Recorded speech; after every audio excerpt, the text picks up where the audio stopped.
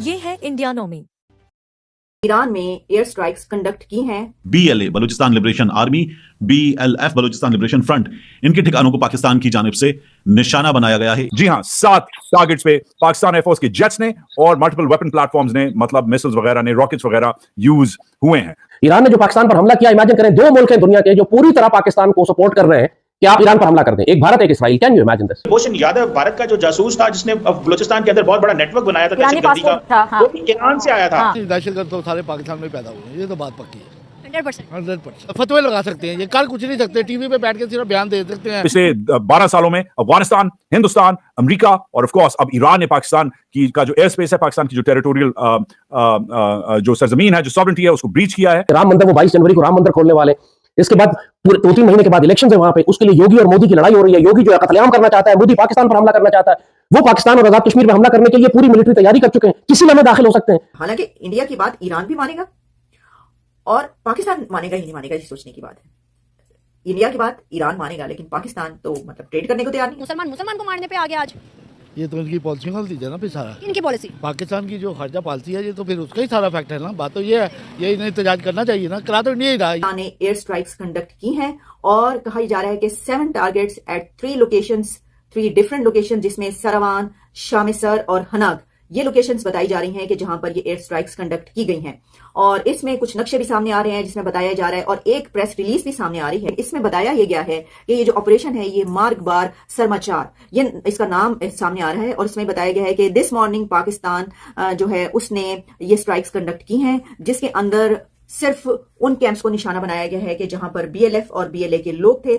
और इसमें काफी लोगों के हलाक होने की भी खबरें मौजूद हैं जिनको बनाया गया है। और साथ ही फिर ये भी है कि इसमें कहा गया है कि सेवरल ईयर से एंगेजमेंट्स ईरान से जारी थी, जिसमें पाकिस्तान ईरान से ये कह रहा था कि उसे सीरियस कंसर्न्स हैं कि वहां पर ऐसे हेवंस यानी कि जो दहशतगर्द हैं वहां पर मौजूद हैं, उनकी पनाहगाहें मौजूद हैं और उनको जो है वो वहां पर बहुत आसानी के साथ रहते हैं, उनको वहां पर सहूलियात दी जाती हैं और वो फिर उसके बाद वहां से पाकिस्तान के अंदर दहशतगर्दी करते हैं। ये वो ग्रुप्स हैं जिनको पाकिस्तान के अंदर सेपरेटिस्ट ग्रुप्स यानी कि अलहदगी पसंद ग्रुप कहा जाता है, बागी भी कहा जाता है। इसके अलावा इनको यानी बलूचिस्तान लिबरेशन फ्रंट और बलूचिस्तान लिबरेशन आर्मी को दहशतगर्द भी कहा जाता है। उनके साथ कई लोकेशंस पर पाकिस्तान के अंदर लड़ाई भी जारी रहती है, लेकिन फिर उनको कौमी धारे में भी लाया जाता है। कई ऐसे हमने देखे कि जिसमें ये कहा गया कि जनाब अब इनसे बातचीत हो रही है, कौमी धारे में लाया जा रहा है वगैरह वगैरह, ये सब चलता रहता है, आप जानते हैं। लेकिन अब ये चीजें जो है वो सामने आ रही है। अच्छा, इसके साथ यानी एक तो ये कि साउथ एशिया इंडेक्स से लेकर और स्पेक्टेटर इंडेक्स तक जितने भी अकाउंट्स हैं वो सब इसको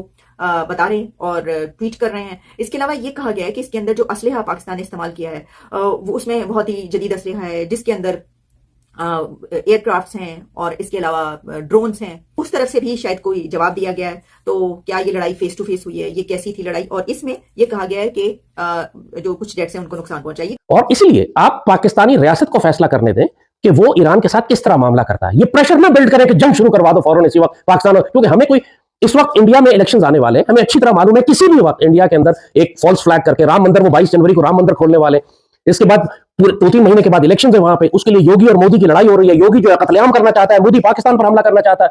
वो पाकिस्तान और आजाद कश्मीर पर हमला करने के लिए पूरी मिलिट्री तैयारी कर चुके हैं, किसी लम्हे दाखिल हो सकते हैं। पाकिस्तान को मालूम है ये बात, रेड अलर्ट है पाकिस्तान में इस हवाले से कि इंडिया इलेक्शन से पहले कोई फॉल्स फ्लैग करके एडवेंचर करेगा। ऐसे में कोई पागल होगा पाकिस्तानी जो ये कहेगा कि हम अफगानिस्तान पर हमला कर दें या ईरान पर हमला कर दें। तो जरा होश में आए।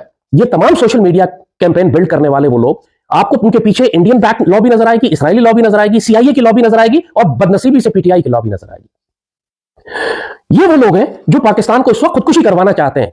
जैसे कहा कि बलूचिस्तान 44% पाकिस्तान है, हमारी वहां सिर्फ एक कोर है, पूरे बलूचिस्तान में एक कोर है हमारी, और वो फैली हुई है बलूचिस्तान लिबरेशन आर्मी के खिलाफ ऑपरेशन के लिए पूरे बलूचिस्तान के अंदर।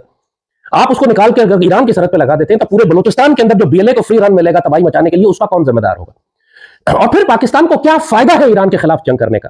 ईरान से हिमाकत हुई है, ईरान ने जहालत की है, लेकिन वही बात मैं मार्जिन उनको ये दूंगा कि उनके अंदर कॉम्प्रोमाइज एलिमेंट्स हैं, उनके अंदर गद्दार है, जिन्होंने खुद ईरानी रियासत को नुकसान पहुंचाया इस तरह का काम करके।